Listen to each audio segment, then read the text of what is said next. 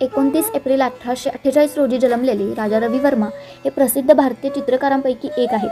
भारतीय पौराणिक कथा आणि संस्कृतीचे सुलभ आणि सर्वांगीण प्रतिनिधित्व करत महाभारत आणि रामायणातील पात्रांना अमर करून भारतीय कलेवर अमिट छाप पाडण्यासाठी ते ओळखले जात होते.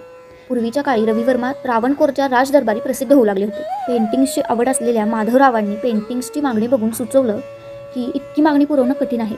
युरोपला तुमच्या पेंटिंग्स प्रिंटसाठी पाठवले पाहिजे. या प्रेरणेतून 1894 मध्ये मुंबईतील गिरगाव येथे वर्मा बंधूंनी स्वतःची प्रिंटिंग प्रेस सुरू केली. पहिली प्रिंट काढली शकुंतला जन्म. त्याच वर्षी सरस्वती, लक्ष्मी यांच्या प्रिंट्स काढल्या गेल्या, ज्या सामान्यांना परवडतील अशा होत्या. त्या काळी देवदेवतांचे दर्शन ठराविक वर्गांनाच मिळायचे, त्यामुळे देवांची प्रतिमा माहीत नसणाऱ्यांना स्वस्तात मिळणाऱ्या आणि आपल्याशा वाटणाऱ्या प्रिंट्स आवडू लागल्या.